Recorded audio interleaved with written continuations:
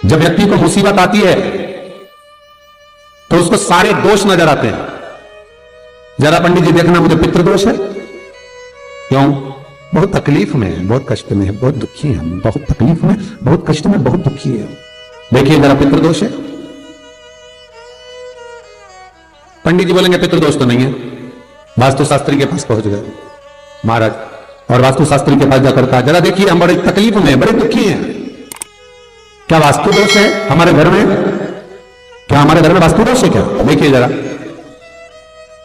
तो फिर वास्तुशास्त्र ने कहा घर में भी कोई वास्तु दोष नहीं। तो फिर इतना दुख कैसे है, इतनी तकलीफ कैसे है? आप जो परमात्मा का भजन करोगे, कीर्तन करोगे, नाम जाप करोगे, स्मरण करोगे, कर्म अच्छा करोगे तो ही तो ठीक होगा।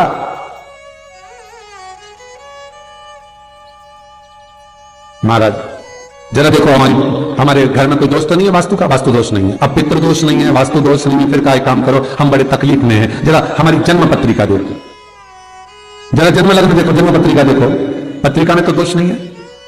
अरे भाई, जब व्यक्ति का मुसीबत का समय आता है, दुख का समय आता है, तकलीफ का समय आता है, तो वो पितृदोष देखता है, वो वास्तु दोष देखता है,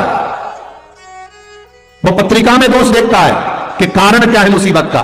बस दिक्कत एक ही है कि वो अपने कर्म में दोष नहीं देखता कि मेरे ये पितृदोष, ये वास्तु दोष, ये सारे दोष तो बात के हैं, पर सबसे पहला दोष है कि जो कर्म करा है वो कैसा करा, उसके अनुसार मुसीबत आई, उसके अनुसार हम दुख झेल रहे हैं। बार बार कहा जाता है, मत बुरे कर्म कर बंदे वरना पछताएगा, भगवान की आंखों से तू बच नहीं पाएगा, तू बच नहीं पाएगा। हम दोष देख रहे हैं, हमने पितृदोष दिखवाया, हमने वास्तु दोष दिखवाया, हमने पत्रिका में दोष दिखवाया। मेरा एक निवेदन करबद्ध है, जब आपके ऊपर मुसीबत जब आई है, दुख जब आया है, तो अपने पूर्व के किए हुए कर्म का भी दोष निकालो कि क्या कर आए।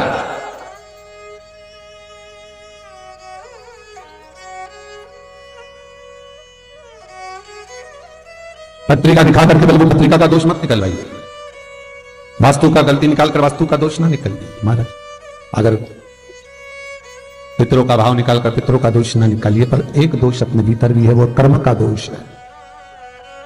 कुछ अच्छा करा होगा तो भगवान आपके जीवन में थोड़ा तो सुख लिख ही देगा, थोड़ा सुख तो लिखेगा।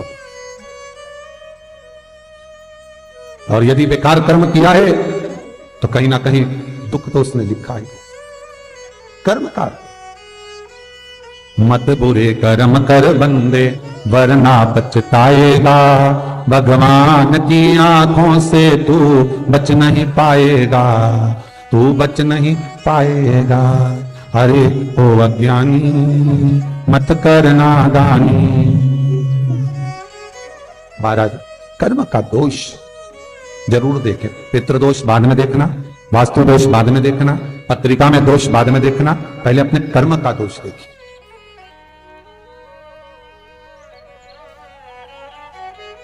फिर निवेदन करेंगे, बार बार कहते हैं कि भगवान की भक्ति में डूबो, शिव का स्मरण करो, भगवान का स्मरण करो, राम का, कृष्ण का, तुम्हारी मर्जी पड़े उसका स्मरण करो, और करो। क्यों?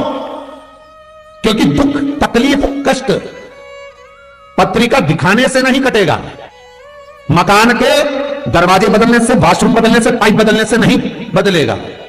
दुख तकलीफ तुम 50 बार वास्तु को भी बदल कर देख लेना, फिर भी दुख और तकलीफ, कष्ट नहीं, ये कष्ट समाप्त नहीं होगा, दुख और तकलीफ समाप्त नहीं होगा।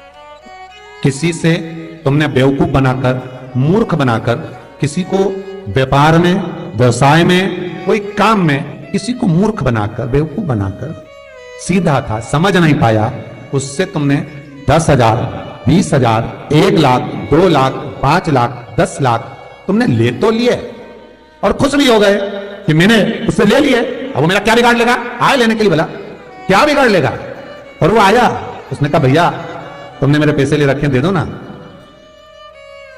भैया उस समय पर जब मेरे पास था मैंने आपको दे दिया था, अब आपका काम हो गया ना, दे दो। अब आपके पास में पूंजी आ गई ना, दे दो। बहुत ध्यान दीजिए महाराज, 2 तरह का पैसा होता है। एक व्यक्ति ब्याज पर देता है ना ब्याज पर, कि तुम ये रुपया ले जाओ हम तुमसे इतना ब्याज लेते रहेंगे, बाद में मूल दे देना। और एक व्यक्ति वो होता है जो अपनेपन से, प्रेम से, अपनी करुणता से, अपनी पहचान से, अपने हृदय से, अपनी चित्तवृत्ति से, अपने दिल से जब प्रेम बढ़ जाता है, स्नेह बढ़ जाता है, तो कह देता ले जा 2 लाख 4 लाख 5 लाख, काम निकाल ले, बाद में दे देना। पर व्यक्ति इतना विचित्र हो जाता है कि जिससे ब्याज पे लिया है उसका तो पूरा ब्याज देता रहता है, और जिसका बेचारे का देना है उसका दे ही नहीं पाता।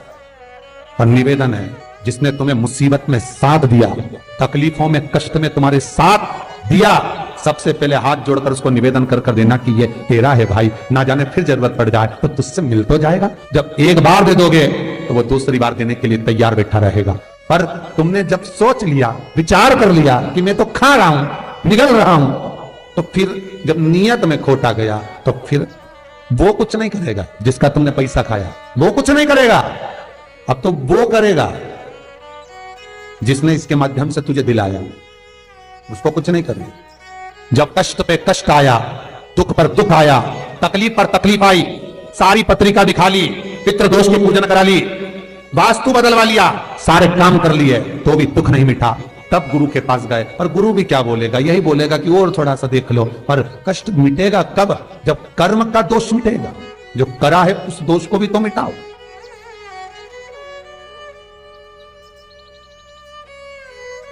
विचार करना, पांडवों पे कितनी कितनी तकलीफ आई, कितनी तकलीफ आई पांडवों पर। लाक्षागृह में आग लग गई, पर भगवान किसी रूप में आकर बता दिए कि आग लगने वाली है, सुरंग बनवा दी, बाहर निकलवा दिया। दुख तो आया था ना। पूरे वन में जब तक पांडव रहे, तकलीफों पे तकलीफ भोगते रहे, हर बार तकलीफ सब भोगा। पर भगवान पर विश्वास था, क्योंकि माता कुंती ने कहा था कि कर्म के लेख को शिव काटता। भगवान ब्रह्मा उतना ही देंगे जितना तुम्हारी लेखनी में लिखा है, भगवान विष्णु उतना ही देंगे जितना तुम्हारे भाग्य में लिखा है।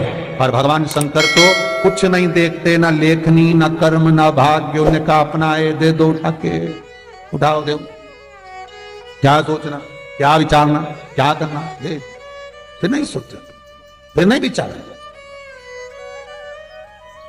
वो तो केवल देता, उसको तो लेना भी नहीं है, बस दे दिया। अगर आपके दरवाजे पर कोई भोजन करने आया है, आपके दरवाजे पर कोई मेहमान आया है, आपके दरवाजे पर कोई अतिथि आया, आपके दरवाजे पर कोई आया और उसको आपने आतिथ्यता में पूर्ण सुख प्रदान कर दिया, पूर्ण सुख, पूर्णता का सुख आपने उसकी आतिथ्यता में दे दिया। सामने के बक्से आवाज नहीं दे रहा। पूर्णता का सुख आपने अगर उसको प्रदान कर दिया है, तो वो सुख के कारण आपके भीतर भी आनंद की अनुभूति होगी, आपके भीतर भी एक आनंद का भाव। तो भी राम जी महाराज जान गए कि समुद्र से भी कहकर देख लिया, हाथ जोड़ लिया, पांव पड़ लिया।